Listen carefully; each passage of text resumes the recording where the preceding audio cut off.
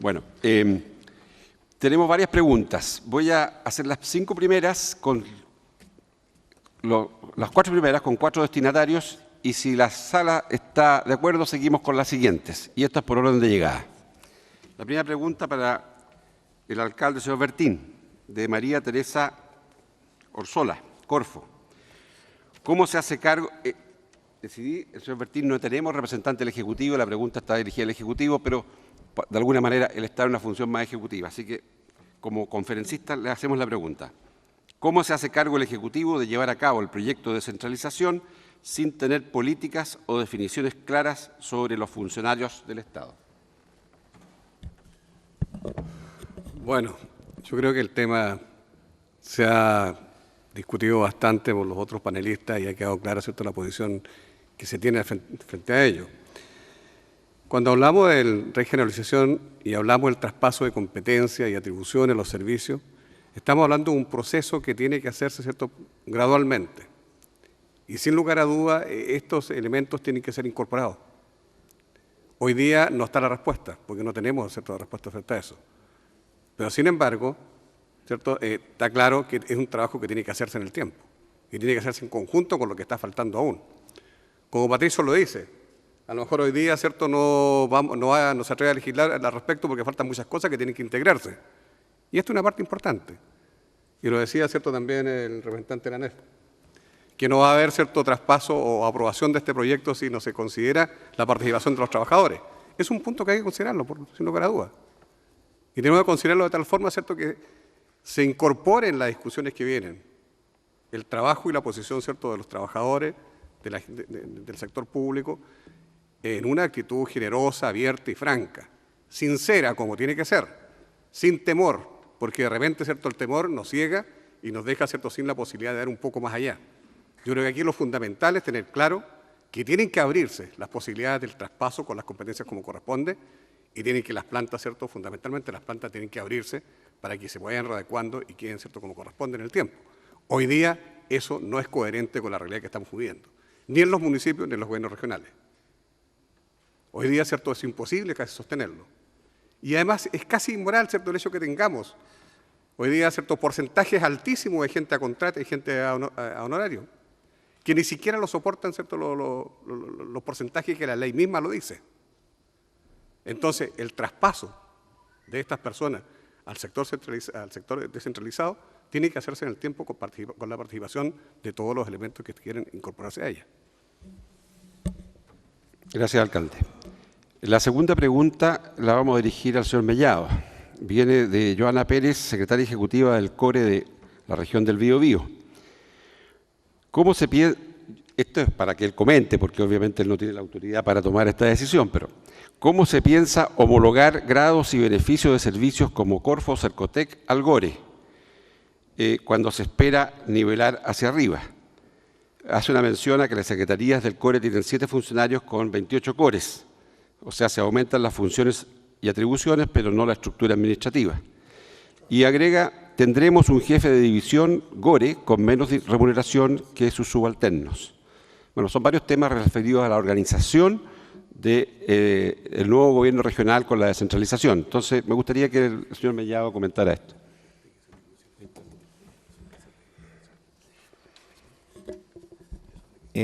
Con respecto a lo de Corfo, Cercotec, el tema de la homologación, nunca se ha visto el tema de la homologación con Corfo Cercotec. De hecho, lo tienen súper claro la gente de Corfo y también de Cercotec. La estructura de ellos, en este caso, al pertenecer también a un comité y a una corporación, no se ha pensado por parte de lo que mencionaron, que estuvieron en el panel anterior, jamás ellos ser parte de los gobiernos regionales. Por eso lo que nosotros mencionábamos, que la realidad que tiene Corfo Cercotec dista mucho del ADN que tiene en la sectoría pública en general. Ellos son código del trabajo, por ende la homologación no puede estar dado por ese punto de vista, porque si no tendríamos funcionarios de clase A y clase B, y eso es fatal. Lo que sí, efectivamente, existe unas plantas dentro de los gobiernos regionales, el tema de las dotaciones, que efectivamente tiene que ser revisada. Y eso no cabe duda. Tenemos plantas obsoletas, con realidades totalmente diferentes a las funciones que se están desarrollando. Y en eso sí, el Ejecutivo tiene que echar mano.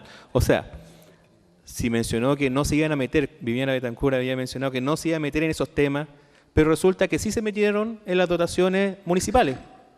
¿Ah? Tenemos que hacer paro en cada uno de los gobiernos regionales, tenemos que paralizar los gobiernos regionales para que sí efectivamente sea un problema del Ejecutivo y que sí echen mano. Entonces, no nos pisemos la cola. ¿Ah? Si se puede hacer para las dotaciones de los municipales, que son muy superiores a las dotaciones de los gobiernos regionales, con mayor razón. O sea, no hay sentido para no hacerlo, porque hay que abordar, es una problemática y hay que abordarla, no hay que echarle tierra. ¿Ah? No porque nosotros no hagamos paralizaciones, por el sentido que tienen los funcionarios de los gobiernos regionales, no quiere decir que no exista el problema. Queda evidente el problema, o sea, ¿qué otros datos pueden evidenciar la problemática que hoy día tienen los funcionarios de los gobiernos regionales? Creo que ahí están las consultas. Gracias. Esta pregunta la voy a dirigir al señor Muñoz. Es de Ernesto Datari, de la región metropolitana. ¿No es mucho más seguro para la estabilidad de los funcionarios públicos un intendente elegido democráticamente que debe rendir cuenta a la comunidad que uno designado por el poder central políticamente?